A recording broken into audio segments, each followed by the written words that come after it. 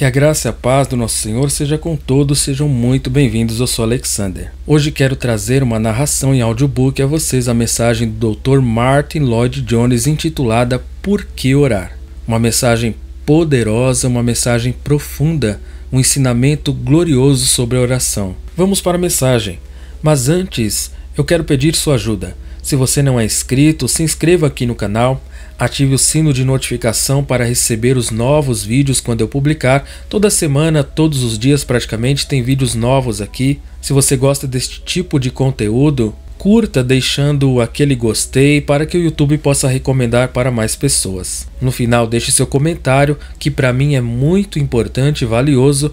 E se foi bom para você, abençoe outras pessoas compartilhando esta mensagem. No final, terá a playlist das mensagens deste mesmo pregador. Sem mais enrolação, vamos para a mensagem. Deus te abençoe.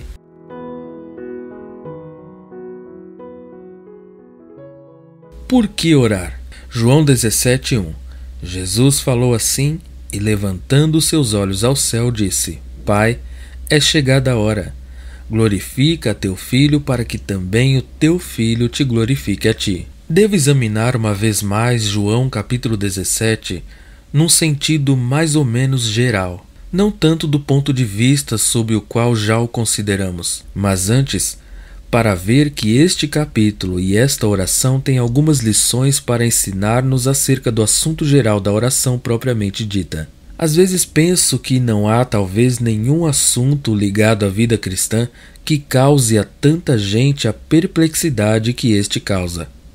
Penso que todos nós entendemos muito bem os sentimentos dos discípulos quando se voltaram para o nosso Senhor em certa ocasião e lhe disseram: Senhor, ensina-nos a orar, porque, por alguma razão peculiar, a oração tende a ser um problema para as pessoas. Penso que qualquer pastor de almas concordará comigo quando digo que esta questão de oração é das que sempre são levadas à sua atenção.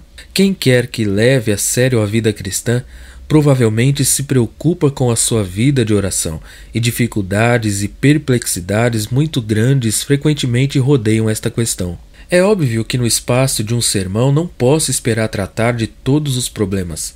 Na verdade, não estou me propondo a entrar em detalhes. Isso exigiria toda uma série de sermões especificamente sobre a oração. Estou simplesmente interessado em juntar algumas lições gerais que, ao que me parece, desta ou daquela forma, nos são ensinadas logo na superfície da oração do Nosso Senhor registrada neste capítulo particular. Para que concentremos a atenção nisto, permitam que eu lhes exponha o ponto desta forma. Entendo que há duas principais dificuldades que tendem a apresentar-se às pessoas quando meditam nesta questão geral da oração. E estas perplexidades em geral se devem a duas posições extremas, as quais têm sido assumidas por cristãos no passado e ainda hoje por alguns. Primeiramente, há a posição extrema daqueles que parecem não ter nenhuma dificuldade na oração. Pessoas que dão a impressão de que não há nada tão fácil ou tão simples. Eles gostam muito de usar a frase "a oração muda as coisas" e nos dão a impressão de que, seja qual for o problema deles, a resposta vem e tudo fica bem. Eles estão certos e seguros de que ninguém deve estar com problema acerca destas questões, que a oração é a coisa mais natural do mundo, não envolvendo esforço algum, nenhuma dificuldade. Eles a fazem com muita facilidade e falam levianamente sobre ela. Essa, penso eu, é uma posição que suscita problemas e indagações na mente de muitos outros cristãos que acham muito difícil conciliá-la com alguns dos claros ensinamentos das Escrituras. Aqueles amigos que acham a oração muito fácil parecem esquecer todas as condições que estão ligadas a todas estas promessas e a estas grandes ofertas. Há muitas almas que, tendo dado ouvidos a esse ensino e tendo tentado honestamente e genuinamente pô-lo em prática, viram que a coisa não funciona assim com elas. Em consequência, decepcionadas, começam a questionar a bondade de Deus. Questionam todo o ensino das Escrituras relacionado com a paternidade de Deus e com toda a questão da oração.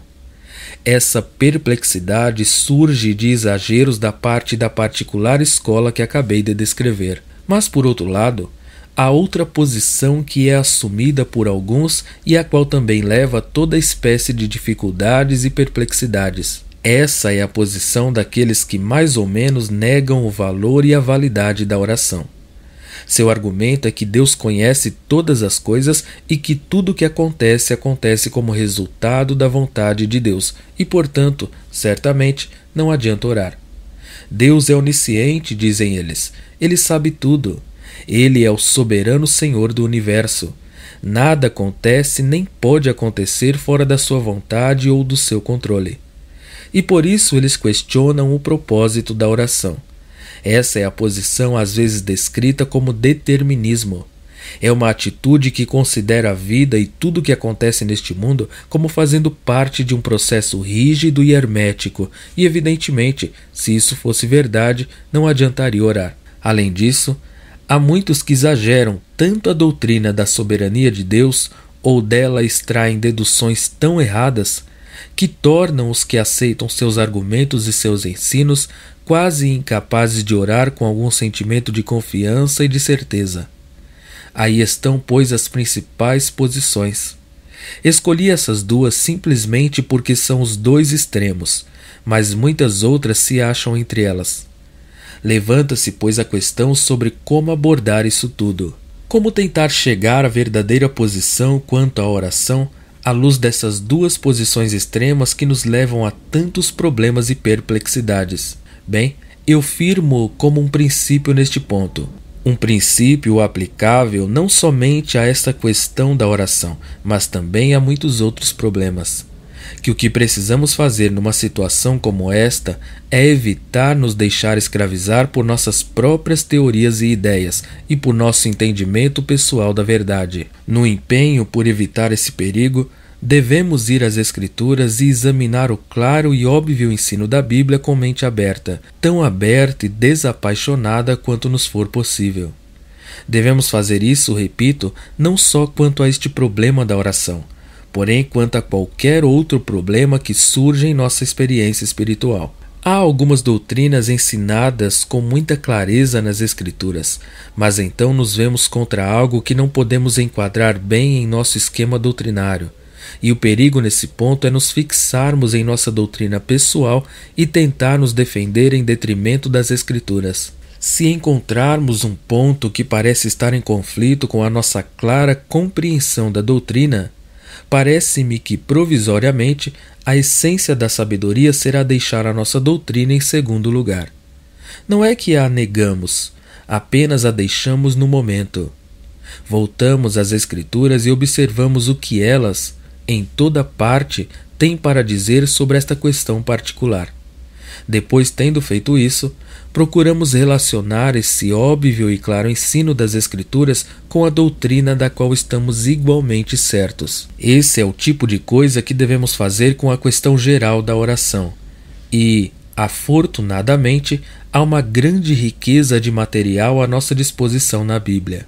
Vou meramente selecionar alguns pontos dos quais podemos estar absolutamente certos, coisas que estão fora de dúvida e de incerteza. Não tenho a pretensão de poder resolver todos os problemas relacionados com a oração. Há certas dificuldades aqui, como em muitos outros pontos concernentes à nossa relação com Deus, que talvez nunca vamos entender plenamente nesta vida e neste mundo. Mas é nosso forçoso dever ir tão longe quanto pudermos para entender o ensino. O primeiro ponto óbvio é que é dado um lugar muito proeminente à oração nas Escrituras. Segundo as Escrituras, a oração é um importante e essencial elemento da vida piedosa.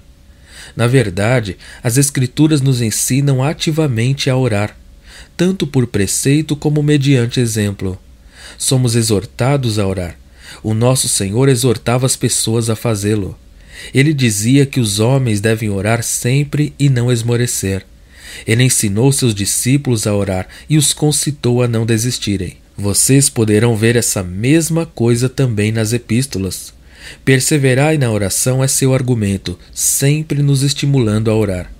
Ora, seja qual for a sua ideia da soberania de Deus e da relação do homem com ele, Vocês têm que levar em conta este óbvio e claro ensino das Escrituras, no sentido de que a oração deve constituir uma parte importante da vida de toda e qualquer pessoa piedosa deste mundo. Além disso, não é só mediante preceito que recebemos ensino sobre a oração, também o recebemos mediante exemplos. Se vocês lerem o Velho Testamento, verão que os patriarcas falavam com Deus e conversavam com Ele. Isso é oração. Examinem os Salmos. Na maior parte são orações. Considerem, por exemplo, o Salmo 74. É típico dos salmistas e de como estes homens oravam a Deus. Depois vocês podem ver as orações dos livros proféticos. O fato é que vocês as têm em toda parte no Velho Testamento. Também veem os apóstolos orando, porém, acima de todos, como constatamos neste grande capítulo, o nosso Senhor mesmo orava, e todos estes fatos nos concitam a orar. Vemos então que a Bíblia nos ensina a orar, concita-nos a orar e, num sentido, pleiteia conosco que oremos. Mas eu posso fazer uma segunda dedução, também ensinada claramente nas Escrituras. Quanto mais santificada é a pessoa, quanto mais piedosa, mais tempo passa em oração. Tomem qualquer exemplo que quiserem nas Escrituras e o verão absolutamente invariável. Com efeito, se eu e vocês discutíssemos princípios gerais, poderíamos chegar à conclusão oposta. Poderíamos considerar um homem muito piedoso por sua vontade conformar-se à vontade de Deus por meditar nestas coisas e porque o seu supremo desejo é viver para a glória de Deus. Bem, vocês poderiam dizer, tal homem teria muito menos necessidade de orar do que qualquer outro, mas não é o caso. Observem os mais destacados homens e mulheres piedosos, quantas vezes ocorre que eles passam muito mais tempo em oração do que qualquer outra pessoa. Eles não ficavam apenas esperando passivamente que a vontade de Deus fosse feita. Não, ao contrário, mais do que quaisquer outras pessoas, eles procuravam conversar com Deus. E quando vocês forem ler a história da Igreja através dos séculos, encontrarão a mesma coisa. Pertence à Igreja Católica Romana ou à Igreja Protestante, a marca distintiva do santo é que ele é um grande homem de oração.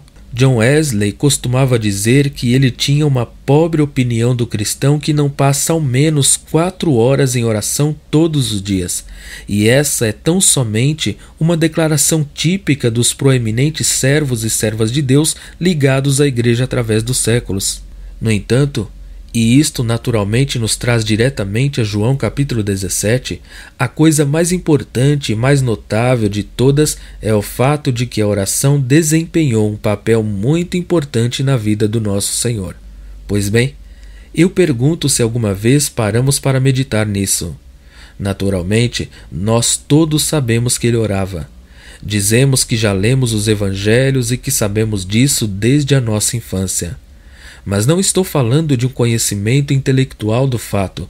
Estou perguntando se já entendemos esse fato e se meditamos nele, porque quanto mais vocês pararem para pensar nisso, mais verão que uma das coisas mais estupendas das Escrituras é o fato de que o Senhor Jesus Cristo sempre orava. O fato é, porém, que ele orava e não apenas orava, mas orava constantemente.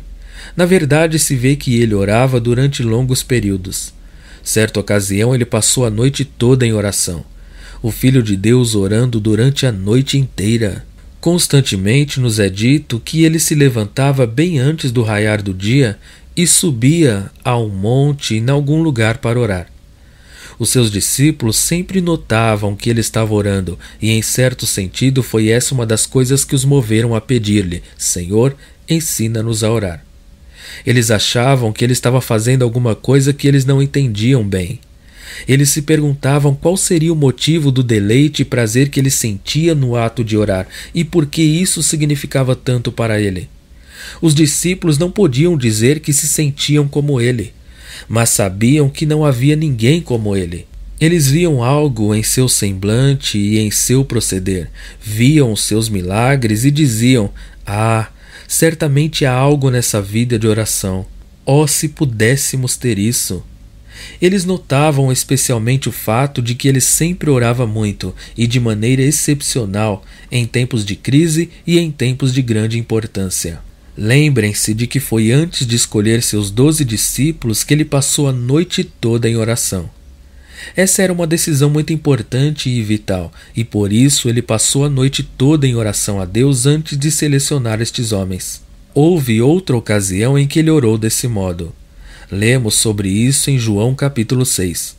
Ele acabara de alimentar os 5.000, e algumas dessas pessoas ficaram tão profundamente impressionadas que chegaram à conclusão de que ele era o Messias e que deviam levá-lo a Jerusalém e coroá-lo rei. Todavia, quando nosso Senhor viu que iam tomá-lo à força e fazê-lo rei, subiu a um monte sozinho e ali ficou em comunhão com Deus e orou a ele.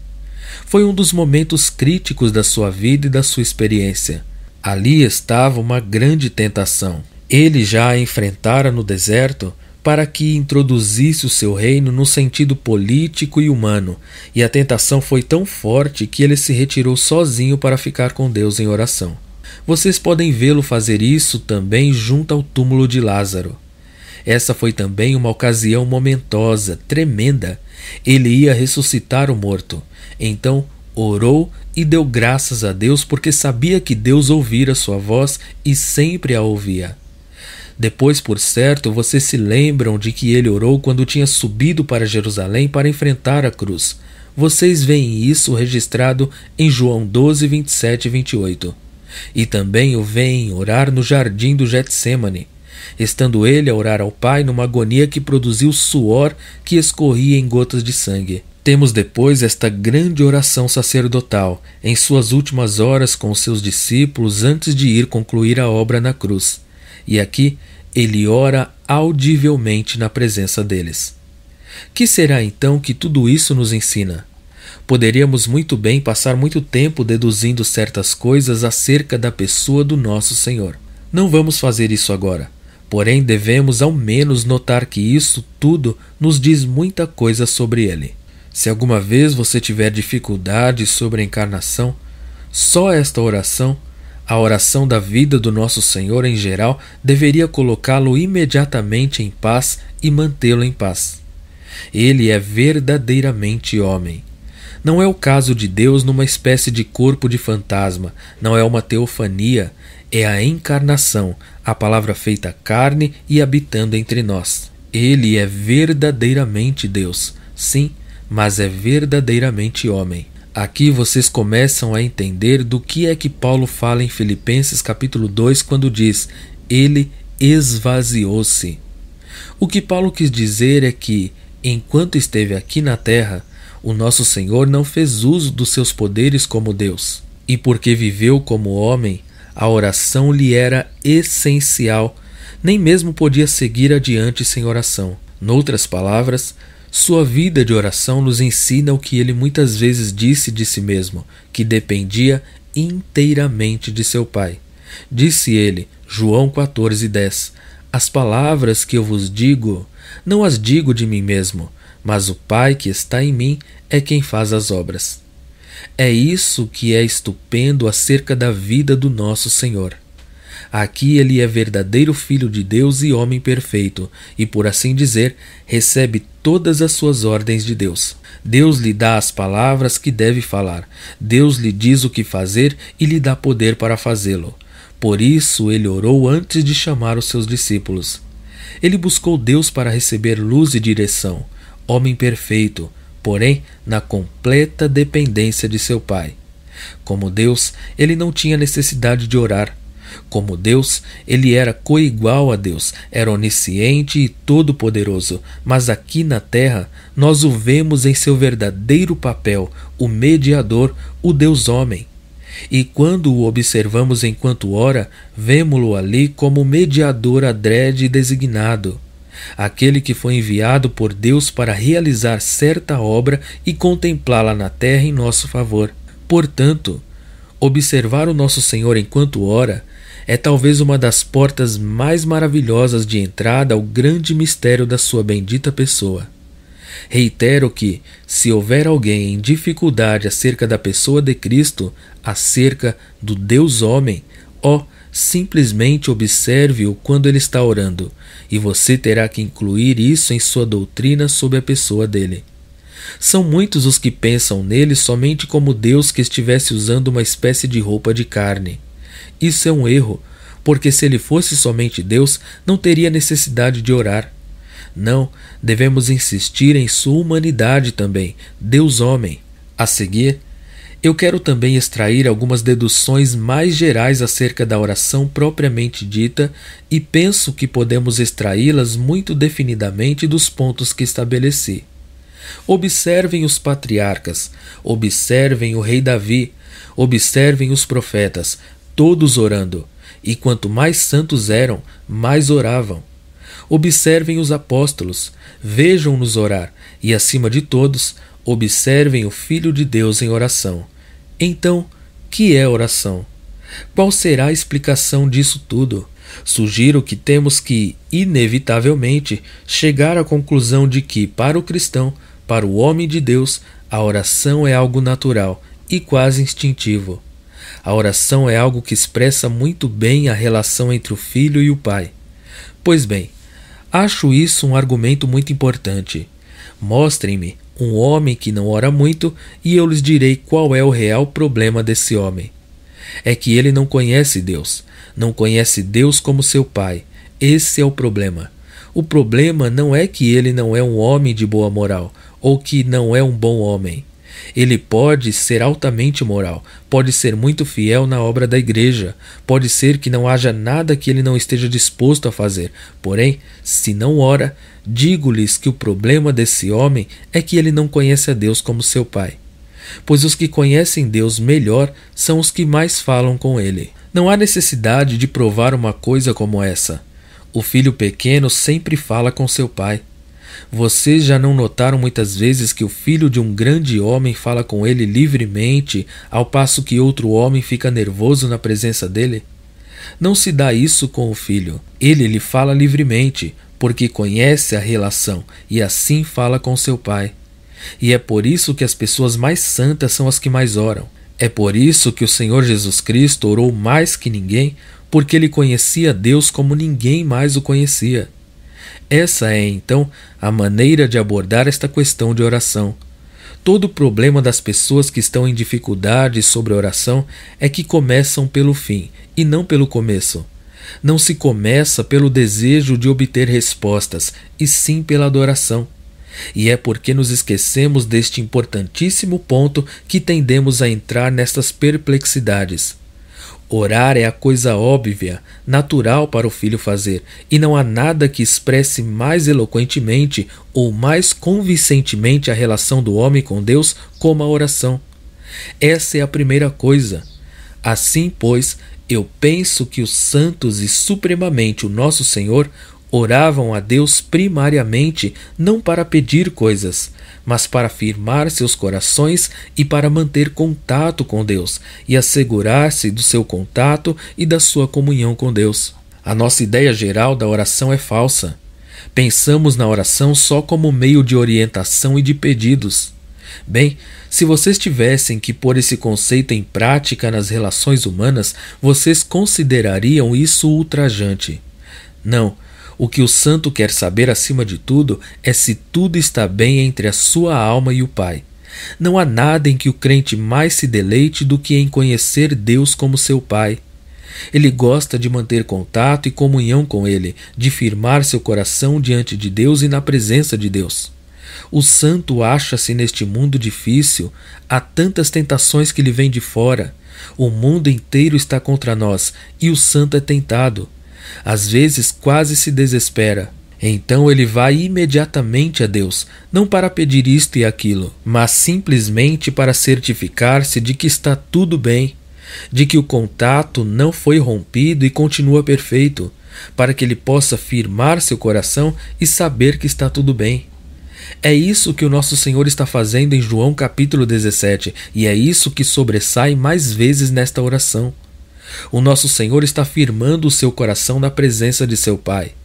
Já vimos que ele fez isso quando estava ressuscitando Lázaro dos mortos. Na verdade, ele colocou isso em palavras para nós. Tiraram, pois, a pedra, e Jesus, Levantando os olhos para o céu, disse: Pai. Ele está orando: graças te dou por me haveres ouvido. Ele está sempre seguro em seu coração. Eu bem sei que sempre me ouves, mas eu disse isto por causa da multidão. João 11, versículos 41 e 42. Ele simplesmente se volta para Deus. Ele sabe que está tudo bem, mas está firmando o seu coração na presença de Deus. Permitam-me colocar as coisas nestes termos. Os santos sempre oravam a Deus, e o nosso Senhor o fazia supremamente porque eles criam no poder de Deus, criam na capacidade que Deus tem de ajudar e, acima de tudo, porque criam na disposição e prontidão de Deus para ajudar. Isso é tremendamente importante. Eles, dentre todos os demais, conheciam o poder de Deus, sim, mas o mundo e suas tribulações tendem a abalar a nossa confiança nele, e não há melhor maneira de lembrar-nos do poder e da grandeza de Deus, da sua capacidade e prontidão para ajudar, do que buscá-lo e falar com ele. Por isso, os santos sempre se refugiam na oração. Provérbios 18:10. Torre forte é o nome do Senhor. Para ele correrá o justo e estará em alto retiro. Noutras palavras, o santo recorre depressa a Deus em oração e se lembra destas coisas. Em muitos aspectos, a oração é a suprema expressão da nossa fé em Deus e da nossa fé e confiança nas promessas de Deus. Não há nada mais que o homem faça que proclame tanto a sua fé como quando dobra os joelhos e olha para Deus e fala com Deus. É uma tremenda confissão de fé. Quero dizer com isso que ele não corre levando apenas súplicas e petições, mas se realmente espera em Deus, se realmente olha para Deus, ele diz: sim, eu creio nisso tudo.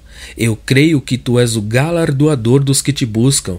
Diligentemente, eu creio que tu és o Criador de todas as coisas e que todas as coisas estão em tuas mãos. Sei que não há coisa alguma que esteja fora do teu controle. Venho falar contigo porque estás em tudo isso e eu encontro paz, repouso e tranquilidade em tua santa presença. E agora te dirijo esta oração porque és o que és. Essa é a abordagem geral da oração que você encontra nos ensinos das Escrituras. E finalmente posso dizê-lo desta maneira, que é evidente que os santos e o nosso Senhor oravam a Deus com o fim de descobrirem a sua vontade. Eles estavam muito mais interessados em descobrir a sua vontade do que em seguir seu próprio caminho e em que se fizesse a sua própria vontade. Eles diziam, o que importa nesta conjuntura é saber qual é a vontade de Deus. E por isso queriam estar na sua presença. Se vocês lerem as maravilhosas orações dos santos, como a que temos em Daniel capítulo 9, por exemplo, vocês aprenderão muita coisa sobre como orar. O profeta não entendia bem o que Deus estava fazendo. A coisa toda o deixava perplexo e ele foi ter com Deus e lhe falou a respeito daquilo tudo. Disse a Deus algumas coisas das quais estava certo e depois praticamente disse: não entendo bem isso, mas eu quero fazer a tua bondosa vontade e entender o que estás fazendo. Jeremias fez exatamente a mesma coisa. Deus lhe disse que fosse comprar um determinado campo, Jeremias 32:7. A primeira reação de Jeremias foi que isso era impossível, porque também Deus lhe estava dizendo que os filhos de Israel iam ser levados para um cativeiro. Se isso havia de acontecer, que adiantava comprar um campo? Mas depois ele se lembrou do grandioso caráter de Deus e, lembrando-se disso, disse com efeito: esclarece-me em minha perplexidade. Permite que eu veja o que estás fazendo. Explica-me tua santa vontade. Chegamos agora ao ponto no qual podemos deduzir algumas conclusões gerais, e aqui estão elas. Seja o que for que eu não entenda acerca da oração, penso que agora entendo isto. Deus decidiu realizar sua obra neste mundo dessa maneira, por meio de pessoas que oram. Ele não precisava disso, podia realizá-la sem elas, porém está perfeitamente claro que Deus ordenou e decretou realizar sua obra no mundo por intermédio de homens e mulheres como eu e vocês e por intermédio das suas orações. Ele nos chama à oração. Insiste conosco que o façamos e depois nos responde às orações, se bem que poderia tê-lo feito sem nossas orações. Ah, alguém dirá, é isso que eu quero saber. Por que ele faz isso? Meus diletos amigos, quem pode responder tal pergunta? Eu não posso, mas dou graças a Deus que ele age dessa forma. Não sei por que ele preferiu agir assim, entretanto eu sei que ele o faz. Esse é o seu método e eu o aceito. Eu sou grato por esta razão. É desta maneira que ele se revela a nós.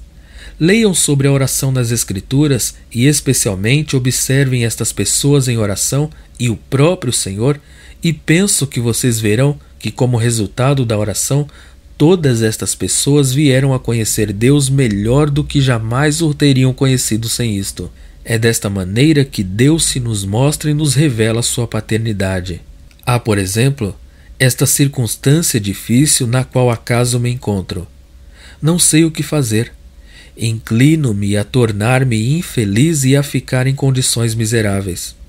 Todavia, então eu recorro a Deus, espero nele e ele começa a mostrar-se e a mostrar o seu propósito a mim. Ele se revela a mim. Se você não tem aprendido mais sobre Deus por meio da oração, há algo errado em sua vida espiritual. É aí que ele nos ensina coisas e desta forma leva adiante a nossa fé. Assim, pois, sendo esta uma das maneiras pelas quais Deus se revela à humanidade e leva a efeito seus propósitos, todo o problema e toda a questão da onipotência de Deus são removidos. Vocês nunca devem ficar perplexos por isso. Deus escolheu esta forma de realizar coisas, pelo que a sua onisciência não deve constituir problema. E de igual modo eu posso dizer que isso de maneira nenhuma afeta a soberania de Deus. Essa é uma das maneiras pelas quais Deus manifesta sua soberania. Não há conflito entre a soberania de Deus e a oração, pois foi o soberano Deus que decidiu realizar sua obra neste mundo por meio de homens e mulheres que oram. Longe de serem contraditórias, ambas trabalham juntas. E, finalmente, podemos fazer algumas maravilhosas deduções práticas deste ensino, especialmente deste capítulo. O supremo objetivo da oração deve ser glorificar e engrandecer Deus, e é por isso que sempre devemos começar por adorá-lo. A oração modelo faz isso. Pai nosso que estás nos céus, santificado seja o teu nome, venha o teu reino. Não é atende este meu pequeno pedido. Não, você começa pela adoração. É a relação pessoal. Você ora porque gosta da pessoa, porque você quer mostrar seus respeitos a essa pessoa, porque se deleita em estar na presença da pessoa. Essa é a essência da oração. Podemos depois extrair outra coisa como dedução prática, e sou agradecido por isso. É que Deus se deleita em ouvir coisas que ele já sabe. Dirijo-me a certos intelectuais que gostam de caçoar das pessoas que em suas orações contam certas coisas a Deus. Vocês terão ouvido a crítica, mas dizer a Deus o que ele sabe é uma parte essencial da oração. Leiam a Bíblia e verão, por exemplo, João dizer a Deus coisas que ele já sabia. Os escritores dos Salmos faziam a mesma coisa. Por quê? Porque Deus é Pai. Deus não é uma máquina, se podemos falar assim com reverência. Ele é nosso Pai, e como Pai ele se deleita em ouvir estas coisas ditas por seus filhos. É seu propósito que nós lhe falemos. Portanto, não tenhamos medo de dizer a Deus coisas que ele já sabe. Não diga, Deus é onisciente e visto que Deus conhece todas as coisas, devo simplesmente esperar em sua presença. Não, diga-lhe estas coisas. Ele gosta de ouvir. Ele quer estar em comunhão com você. Ele se deleita em seu companheirismo com você. A próxima coisa que eu gostaria de dizer é que o nosso objetivo na oração nunca deve ser o de mudar o coração ou a vontade de Deus. Jamais há necessidade de fazer isso, pois se vocês pensarem que precisam mudar o coração de Deus, estarão insultando Deus. A vontade de Deus é sempre perfeita e Ele é um Pai amoroso. Antes, venham a Ele para descobrir a sua vontade, para ver que ela é reta e para regozijar-se nela. Esse é o objetivo da oração. Mas isso não significa que vocês não lhe levam os seus pedidos. De novo, como seu pai, ele espera que vocês façam isso e quer que o façam. Ele está pronto a ouvir suas súplicas e petições. Digam-lhe, pois, tudo sobre elas. Façam o que estes homens faziam e o que o nosso Senhor fez no jardim do Getsêmani. Se é possível, todavia, não seja como eu quero, mas como tu queres. Faça conhecidas as suas petições, conte-lhe os seus desejos, mas sempre diga imediatamente: eu sou tão pequeno e finito, não entendo. Eu gostaria disto, mas se não for da tua vontade, bem, não pedirei. Fico contente com a tua vontade, qualquer que seja. Uma atitude de completa resignação. Se você começou retamente a sua oração, terá começado glorificando Deus e dizendo: santificado seja o teu nome, venha o teu reino, seja feita a tua vontade, e assim por diante, e você já estará dizendo: ó Deus, o meu desejo supremo é que a tua vontade seja feita em mim como no mundo inteiro. Dessa forma, quando for apresentar as suas petições, você estará preparado para dizer: se esta for a tua vontade. Eu recebi do Filho de Deus, o Senhor Jesus Cristo, a autoridade para afirmar que sempre devemos dizer: se esta for a tua vontade. É a vontade de Deus que tem que ser feita, portanto, faça-lhe conhecidos os seus pedidos e desejos, mas sempre se sujeitando completa e absolutamente à vontade de Deus. E o último ponto de que trato é que alegações, argumentos e solicitações são perfeitamente legítimos na oração. Vocês têm observado estes homens de Deus quando estão orando? Eles sabiam que Deus é onisciente, sim, e no entanto, não só faziam suas petições a Ele, mas também pleiteavam com Ele. E o que eu gosto de ver acima de tudo mais é a maneira como eles argumentavam com Ele. Moisés, por exemplo, fazia isso. Certa ocasião ele desceu do monte e encontrou o povo em rebelião. E quando viu que Deus ameaçava rejeitar seu povo e deixá-lo entregue aos seus desejos, Moisés disse a Deus: não podes fazer isso. Vejam também o homem do Salmo 74 que praticamente diz: Senhor, por que permites que os homens façam estas coisas? Acredito que Deus, como Pai, se deleita em ouvir tais alegações, arrazoados e argumentos. Esta flébil geração de cristãos parece que esqueceu aquilo em que os nossos pais costumavam deleitar-se quando falavam em reclamar as promessas. Eles não consideravam isso ofensivo. Eles não tinham nenhum tipo de falsa modéstia, porém sentiam que, em consonância com este ensino, tinham direito de ir a Deus como fez o salmista e lembrar-lhe suas promessas. Eles diziam: Senhor, eu não entendo, sei que é imperfeição minha, mas estou certo destas promessas. Senhor, ajuda-me a ver como estas promessas se hão de relacionar com estas perplexidades. É, pois, perfeitamente certo pleitear com Deus. O nosso Senhor pleiteou com Ele. Nesta grande oração ele argumentou com Deus apresentando-lhe estas petições. Ele lembrou-lhe suas promessas e seu caráter.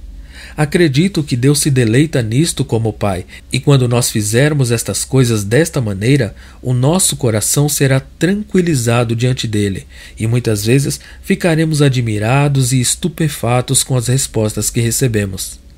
Seja o que for que aconteça, a oração sempre nos colocará mais perto de Deus e nos fará mais ligados a Ele se orarmos do modo certo e verdadeiro. Temos então examinado juntos esta grande oração e algumas das grandes lições que são óbvias logo na superfície. Queira Deus que as aprendamos e as executemos na prática. Meus caros amigos, pensem antes de orar. Compareçam à presença de Deus cientes de que Ele está no céu e que vocês estão na terra. Examinem estes grandes exemplos e, acima de tudo, examinem o seu bendito Senhor. Lembrem-se de que ele sofreu contra si mesmo a contradição dos pecadores, que ele resistiu até ao sangue na luta contra o pecado e que ele orou com brados de agonia e com suor e foi ouvido por causa da sua reverência e do seu santo temor, apesar de ser verdadeiramente o Filho unigênito de Deus. Amém. Mensagem por Martyn Lloyd-Jones. Por que orar? Deus abençoe a todos. Para mais mensagens de Lloyd-Jones, segue na tela playlist.